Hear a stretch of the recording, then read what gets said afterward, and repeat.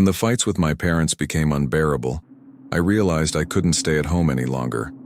It wasn't an easy choice, but I had to leave in a hurry. With few options, I started couch hopping between friends, trying not to overstay my welcome. It was supposed to be temporary, but each day felt endless. The idea of finding a stable place to live became an obsession. I spent hours scrolling through rental apps and websites, looking for something I could afford with my limited funds. That's when I found a listing that seemed promising. A man named Brian was renting out a room in his one-story, three-bedroom house. The rent was $200 a month, reasonable for the area. He mentioned in the ad that he was away most of the time, meaning I'd have the house almost entirely to myself. This detail, emphasized in bold letters, felt like an enticing promise. His rules seemed standard. No parties, no large gatherings, no drinking in the living room, and most curiously, no entering the basement. He stressed this last rule so much it intrigued me, but I ignored it. I was desperate, and the room seemed perfect for me. When I went to visit the house, Brian greeted me at the door. He was reserved, almost shy, and appeared uneasy throughout our conversation. His voice quivered and he stuttered slightly as he showed me around. The room was simple but spacious, and the house had a welcoming open floor plan that connected the living room, kitchen, and dining area. Despite his odd demeanor, the price and conditions won me over. After everything I'd been through recently, this place felt like a hidden gem. We shook hands after the visit, and 2 days later I was moving in. There was no formal contract or paperwork. We simply agreed I'd pay the rent at the beginning of each month directly to him. The room was already furnished, which made settling in easier. I just had to put a few clothes in the closet and hang up some personal items to make it feel like home. Brian even gave me a key to lock my room, which I thought was a considerate gesture at the time. Little did I know this was just the beginning of a series of events that would turn my life into a nightmare. In the first few weeks, I noticed something odd about the house. It was eerily quiet during the day, as Brian spent most of his time away. He claimed to work long shifts, and I rarely saw him. Initially, the silence seemed ideal, but after a few days, it began to feel unsettling. The exaggerated stillness of the house, especially at night, was unnerving. That's when I started hearing the sounds. At first, they were faint, dragging footsteps that seemed to come from downstairs. I dismissed it as my imagination, or assumed Brian had returned early without me noticing. But every time I checked, the house was empty. Only the padlocked basement seemed to emit a faint echo. The no basement rule started to feel less arbitrary and more like a grim warning. One night, I decided to face my fear. I sat in the living room with all the lights off, hoping to catch any movement.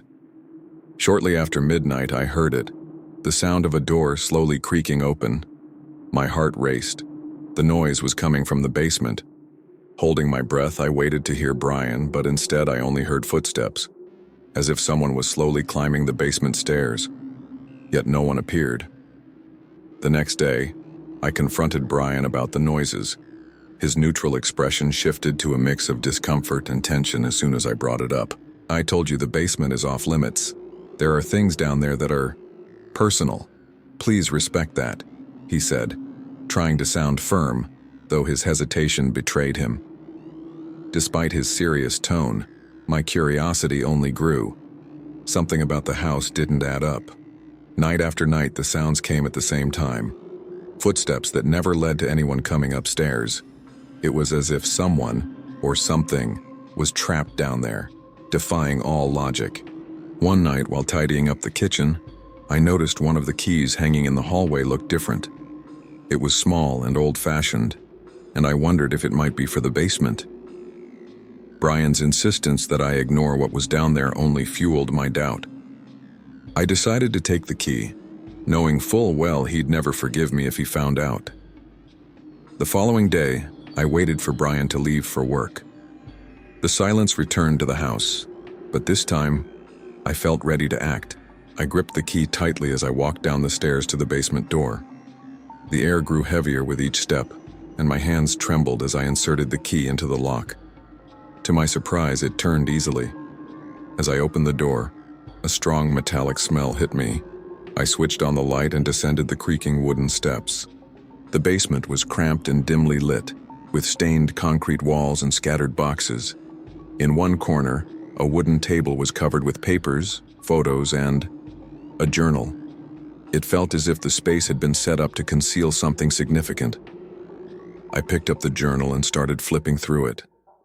The handwriting was Brian's, but its contents sent chills down my spine. He wrote about keeping the voices under control and managing what lives in the dark. Some pages were filled with frantic scribbles and distorted drawings of faces with piercing eyes. But the most disturbing find was a folded photo tucked between the pages. It was of a frightened woman with a note on the back. She shouldn't have listened. My blood ran cold. Suddenly, I heard footsteps upstairs. Brian had returned, but when I glanced at the clock, it was far too early for him to be home. So, who or what was upstairs?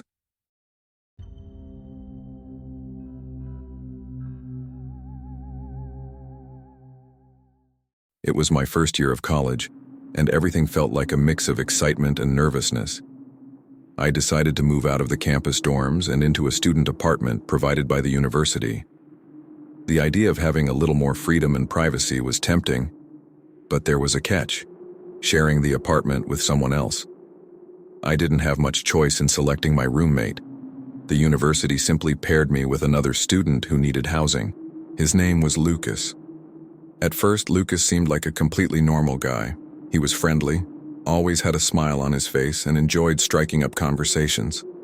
He asked me about my hobbies, my family, and my major, which felt natural.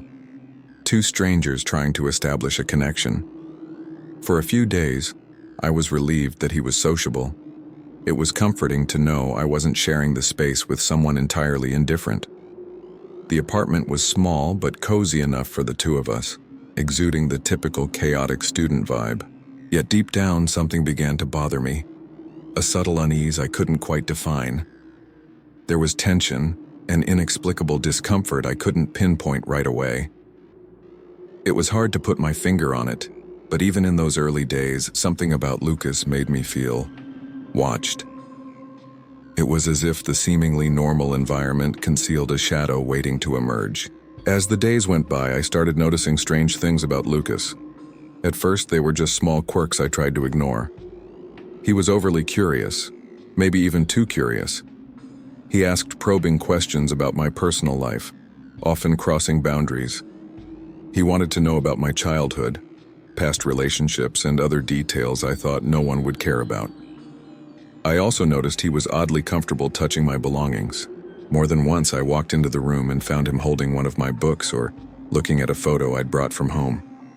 He'd always smile, make some generic comment, and walk away, but that uncomfortable feeling only grew stronger. The nights began to get even stranger. From Lucas's room, I'd hear noises that unsettled me. It wasn't the sound of a TV or a phone call. It was whispers, low, almost inaudible murmurs, accompanied by soft footsteps, as if he were pacing back and forth. At first, I rationalized it. He's probably just talking to himself or listening to something on his phone, I thought. But the sounds didn't stop. The more I tried to ignore them, the more unsettling they became. One night, driven by curiosity, or maybe paranoia, I crept silently down the hallway to Lucas's door. I pressed my ear against the wood, straining to make sense of the sounds coming from inside. I heard his muffled voice whispering, repeating something I couldn't understand. It was eerie, and then suddenly everything went silent. For a moment I thought he'd heard me. Then he said, "Matthew." My heart nearly stopped. He said my name. It wasn't casual, like part of a conversation. It was as if he knew I was there, just outside his door. I quickly retreated, trying not to make any noise, and rushed back to my bed. That night was the first time I felt genuine fear toward Lucas.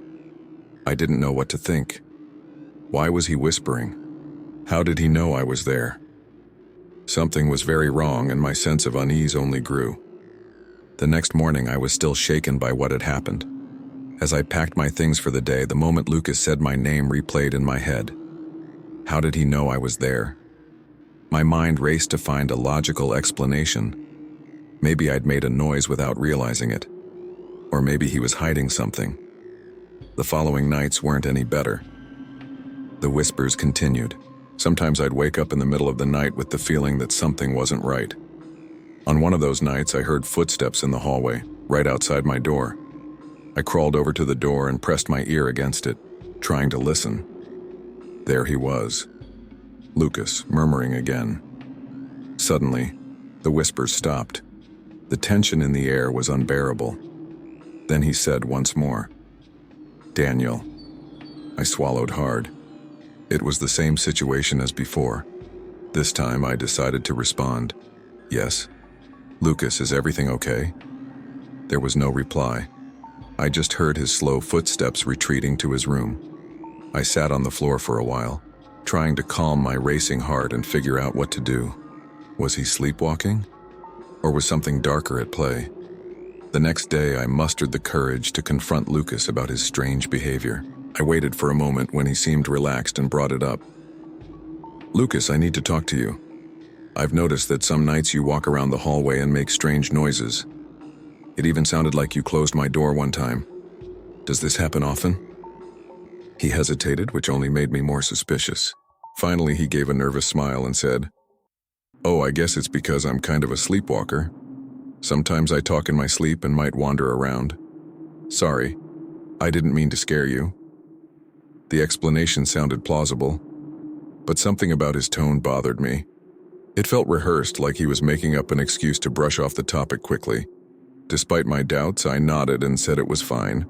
But deep down, I knew this didn't fully explain his strange behavior. From that moment on, I promised myself to stay alert. His explanation didn't erase the fear that now lingered in the apartment. Nights continued to bring the same sense of unease, and I couldn't shake the feeling that Lucas was hiding something.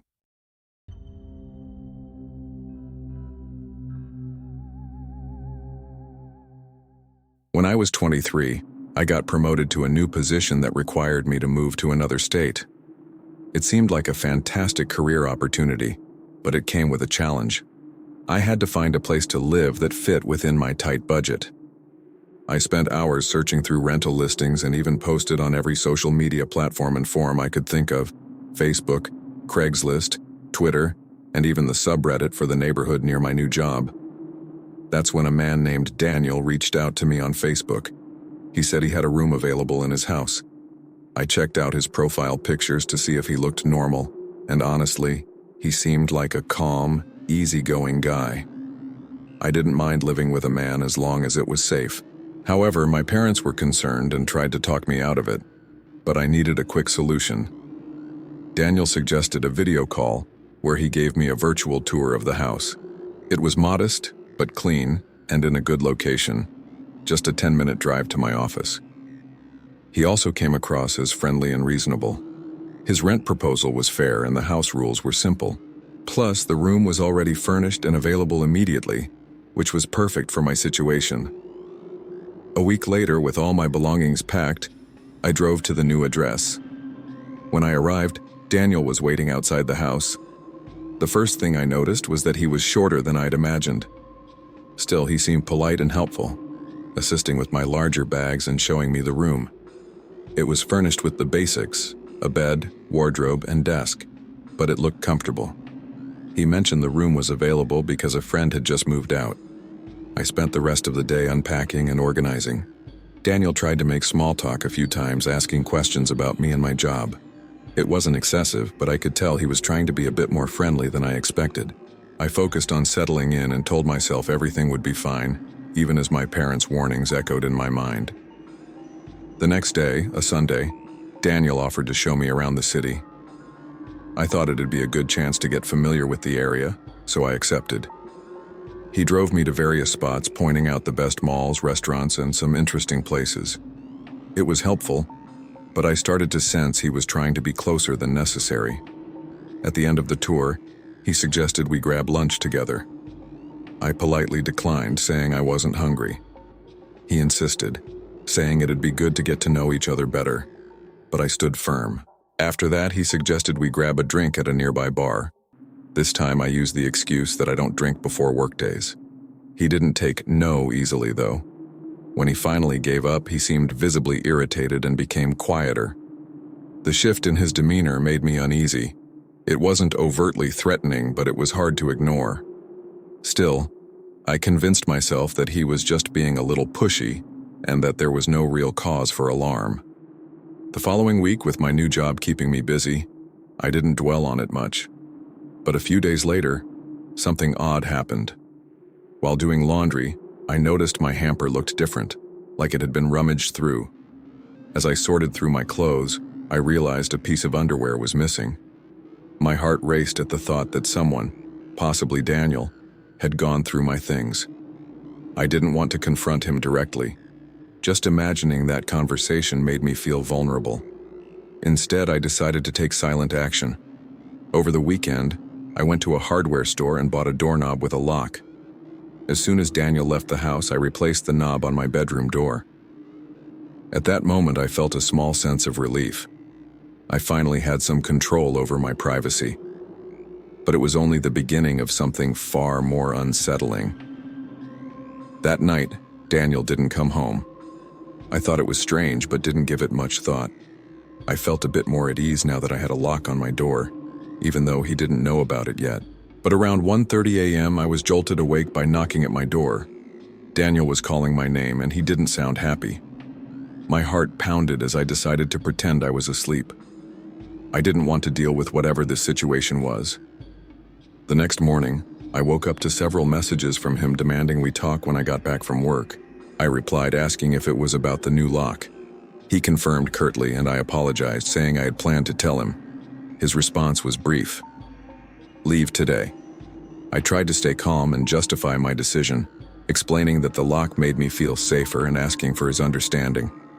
After a while, he seemed to relent slightly, but insisted the old lock be reinstalled. I felt confused and frustrated, but didn't want to escalate any conflict, especially given his odd behavior. Still, one question haunted me. How did he know I'd changed the lock? Had he been checking my room when I wasn't there? The following day, I complied with his demand and reinstalled the old doorknob. I tried to go about my routine as usual until one afternoon someone knocked on the door. It wasn't Daniel. It was a woman around my age, visibly concerned. She asked if I lived there with Daniel, and when I said yes, she immediately urged me to leave as soon as possible. She told me he had a dangerous history, including restraining orders from multiple women, and was known to be a stalker. My mind froze. I asked how she knew I was there, and she explained she'd figured he was looking to rent to a woman and saw me moving in. She waited until he was out of the house to warn me. I was in shock, but thanked her profusely. I got her contact info in case I needed more details, and as soon as she left, I started packing my things. Now I understood that every little odd behavior from Daniel wasn't just my imagination. It was part of something much more terrifying.